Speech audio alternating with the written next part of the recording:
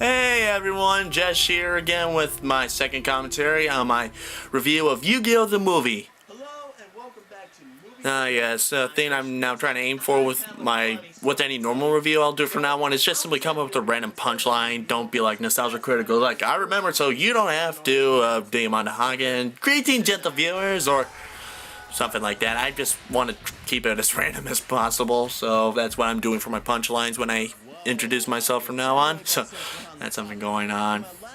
That's actually something I picked up from my high school, because senior year in high school I was doing morning announcements on every other day, and I figured I should just simply introduce myself by doing a random punchline whenever I introduce myself. Came up with a list and kept it with me throughout the entire year, so I'm used to it and such.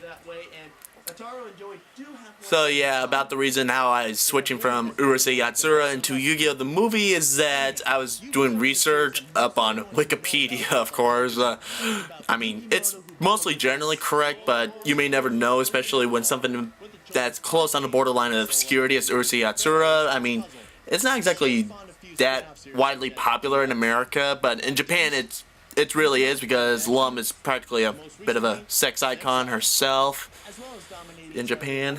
But when I did my research up on Wikipedia, I saw that the voice actor for Joy Wheeler in Yu-Gi-Oh! Is also apparently the same guy who did Ataru in the Urusei Yatsura movie I did for my first review. So I tried checking it out on IMDb, but nothing showed up on it, so I'm figuring that it could be unofficial, so I'll just go with that, because I need someone to try to connect the two movies somehow, and that's how I end up doing this. Yeah, Yu-Gi-Oh! Has been considered one of my all-time favorite shows. I grew up with it as a kid, and I really got into the trading card game. I got quite a lot of cards, and yeah, the dual disc you guys saw earlier, I got 2 of those, so those are fun. 2 dueling discs for my own. Well, I mean, technically 1 for me and another I could give to any dueling partner I want, but I still kept 2, and that's pretty much about it. So yeah, there's that. The intro for this movie, oh god. It was just basically a repeat of the show. If you've seen the show as religiously as I do, you would pretty much know this stuff by now, and you just don't need a recap on this all, because when you try to make a movie that's supposed to be a tie-in to the show, you should do your best to at least make the movie at least quite a good introduction for people who are watching this for the first time. They have never seen the show at all. They just want to be able to know right away what's going on and such. But yeah, someone told me that they actually like the perfume joke a lot, and I was like, I need to try to figure out what the heck does a symbol on the Millennium Puzzle look like, and I realized looks like it has a pair of balls, and it's like missing 1 ball, and I tried to figure it out. I did not know how I came across this fact, but Hitler has only 1 ball. He really does. So that's how I came up with that, but it's a joke I've been told that people liked a lot and such, so I want to point that out. But anyhow, when you make a tie-in movie for a show like Yu-Gi-Oh!, you want to make the movie at least knowledgeable for people who are seeing Yu-Gi-Oh! For the first time, to understand what's going on and such. And god, this moment right there, that was pretty brutal. It's like people are being collapsed, the ruins are collapsing, and people are going along with it. And of course, being at 4Kids, they don't show any mentions of these people dying, but trust me, no one is gonna walk away from that. They're dead, and they're just not gonna walk away from that. Well, yeah, Gremlins. The sound I pulled up from Gremlins 2 when Moogie, well, I think it's Moogie. You have to forgive me, I've not seen Gremlins. Yeah, please forgive me for that. But I did simply looked up YouTube clips and figured out which one should I go along with, and then this one scene from Gremlins 2 in which water got onto Moogie. I hope it's Moogie. If it's not, you can correct me and I'll know for future reference, but I'll get it right someday, but I hope it's Moogie. Yeah, so that's where that sound effect came from. It's from that scene. He banishes the monsters back to the Shadow Realm and switches back to Yugi. Oh. This has been an alright introduction to the movie, but I'm just simply wondering when did this happen with Yugi being attacked by monsters? The first moment he put the puzzle together. I don't exactly recall that from the show, but it's a 4Kids American version of the show. I have not seen season 0 yet of the original Japanese version, or read the manga somewhat, but the only Yu-Gi-Oh manga I actually own is this first manga volume of some series. I forgot what it's called entirely, but it starts out with Yugi's grandpa in a past. He's like doing a flashback of a former younger version of himself, and he's going through the tomb, and people were dying viciously in this tomb, and I didn't realize exactly how vicious Yu-Gi-Oh was to begin with. There was people getting stabbed, cut up, and eaten alive by monsters, and the manga was showing it, but of course, this being a 4Kids show, they have to get rid of that. And I was like, come on, I've dealt with Johnny Quest, the New Adventures, and that's pretty gruesome stuff right there, and I love that show back when I was a kid, of course. So, 4Kids, you do not know what's exactly right for kids so much. I mean, it's okay to have a little dark stuff once in a while. We don't want to be traumatized, but I mean, seriously, I've been finding out quite a lot of things that 4Kids have been taking now to turn their products down a notch to make them somewhat kid-friendly, and that just pisses me off. That just gets to me. I mean, the original introduction to the first Pokemon movie, I just found that out from the Swade's Animania reviews. My god, that could have been a lot cooler. That's not dark at all, somewhat, but, I mean, that would have been a lot more awesome back then, and knowing what they did now, that just gets me. Ugh. Okay, so back to what I'm saying in this movie. Yeah, these guys, I find these guys just utterly annoying. I mean, seriously, what have they done to deserve a right to take a shot at Yugi and his Egyptian god cards? I mean, what exactly have they done? We don't know them from the show. They are never seen in the show. They're just only in this movie, and yet they think, hey, this guy won 2 tournaments and has these very powerful cards. I'll have a shot at him. And I was like, you idiot! You're gonna get what's coming to you, and don't look at me when you're gonna get defeated and such. You're just morons! And, jeez. I mean, of course, being this really, really famous now monster duelist player, I mean, you would think that security might have gotten a bit tight around Yugi and such, because, I don't know, it's like leaving Angelina Jolie just by herself to fend against a whole herd of paparazzis. Just try to think about that. And yeah, it's like, oh yeah, it's something evil. There's an evil mummy sarcophagus in a museum.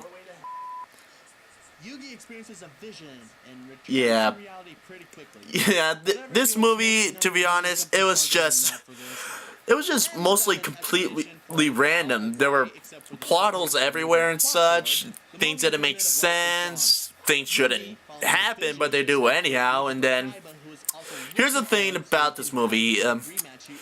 About last month, I went to a convention where Eric Stewart was a guest at, and if you don't know, Eric Stewart is a voice actor for 4Kids and as well as a ADV director for them, and Eric Stewart voices famous characters from like Brock and James from Pokemon and Seto Kaiba in the Yu-Gi-Oh show and film that I'm reviewing here right now. So I had a moment to talk with him, and I told him that I run a online review show that I do for a hobby, and that I've seen the movie, I reviewed the movie, and I do not take kindly to it. I gave it a very bad review. It's not a very good film and such. And Eric Stewart told me right then and there that there was a reason why it was so bad. He even agreed that the movie was not good. It turns out that the reason why this movie failed so much is because they had writers working on the movie.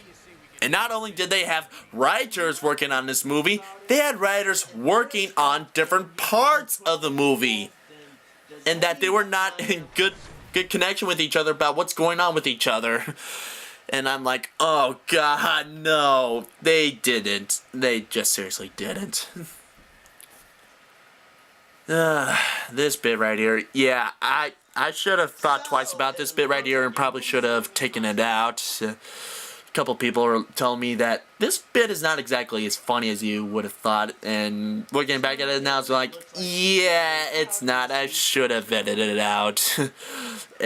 This is like a one-note joke for me. I'd like simply mention that I'm locked in my room, there's no way for me to escape, and that's the only time I'll ever mention it, so that bit should have been taken out. That should have been taken out. Yeah, I mean, this sort of idea, I know it's been done quite a couple times already. I mean, I've seen people do this for chess games, and I'm figuring, what if we ever had actual color commentators for this, for dueling monster games? Of course, I probably imagine they did that for some live events they did for part of the show.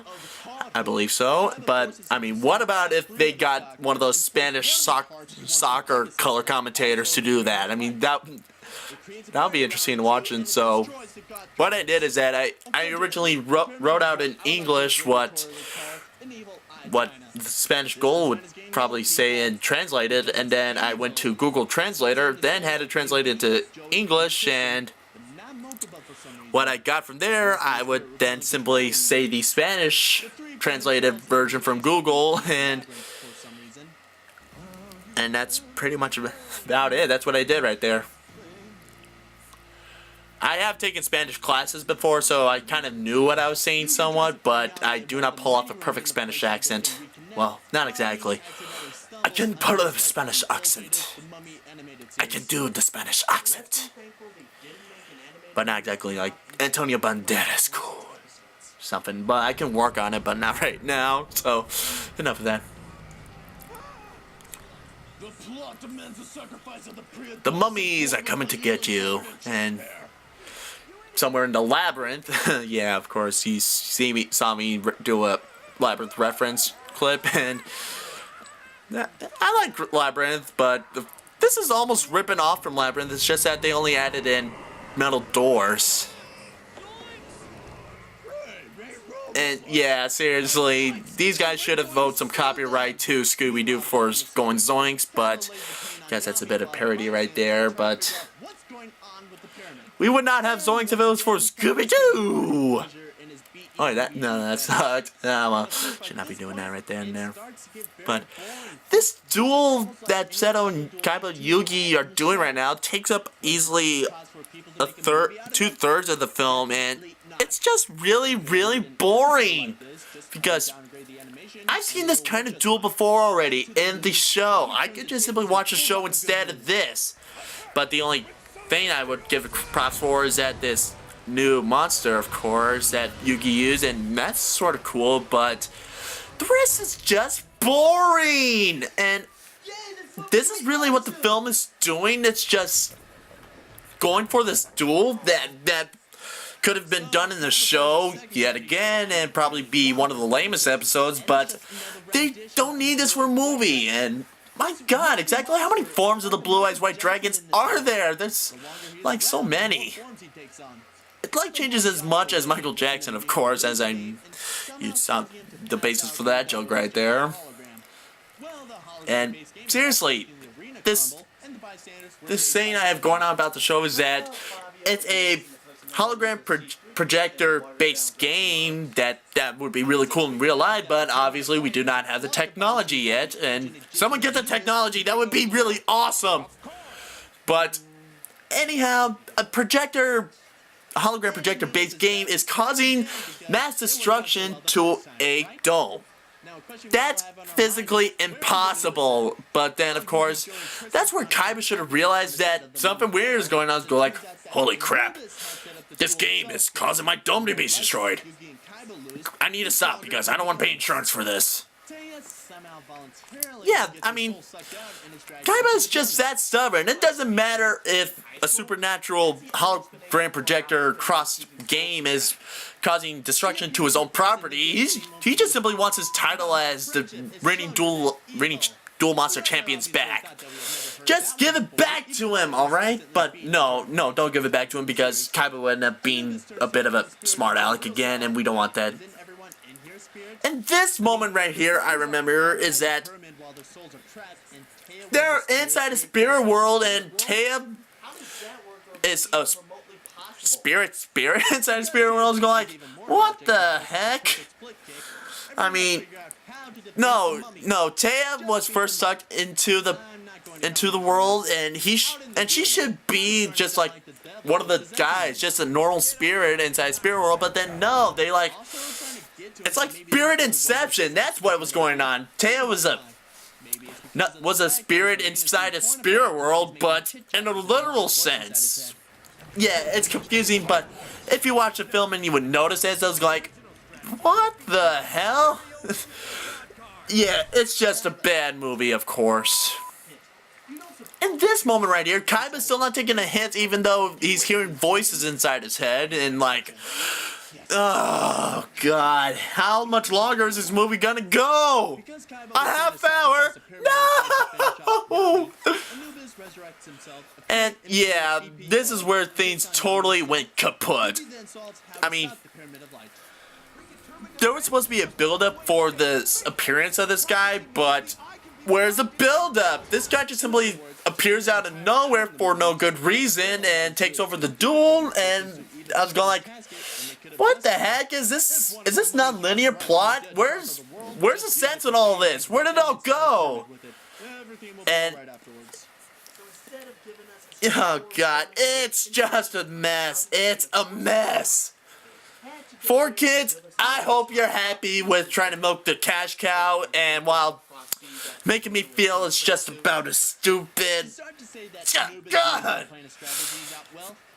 And this guy, no, he's not a good one-note villain. No, he sucks. All right, he just sucks.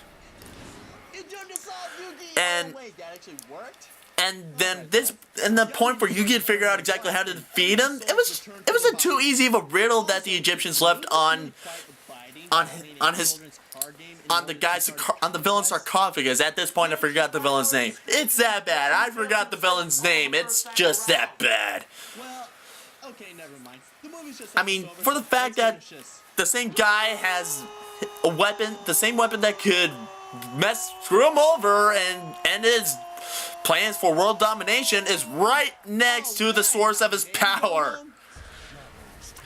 And I should be taking credit for this. I mean, it's like about 1 month, I guess it's actually been about a couple months after I put this video out, and Suede does another Animania crossover with you with Juwari and Linkara about the Pokemon movie 2000. Linkara sort of makes a little joke about how idiotic the prophecy is, and he goes, hey, in case this thing's gonna happen, then bring the 3 stones forth and such. And then I was like, wait a second, that sounds a bit familiar. And I'm like, oh, that sort of sounds like my joke about the prophecy in this movie in my own review. So Linkara ripped me off. So much, but I mean, it's almost in the same context and such. And at the end of this movie, no one learned anything, no lesson was taught, no moral and such, except, oh, friends. Friendship is awesome. We say friends, there's nothing that could destroy us all, even a very not so well thought out plan of world domination and destruction. It's, oh god.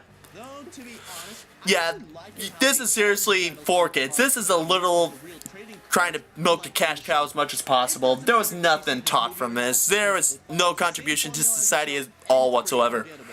A really good film is something that, as I've been taught, should have something to give. And this movie doesn't have anything to give at all. No nothing. Pokemon the first movie was trying to do something, and of course it was bad, but they were trying something. Yu-Gi-Oh! The movie had nothing going for it.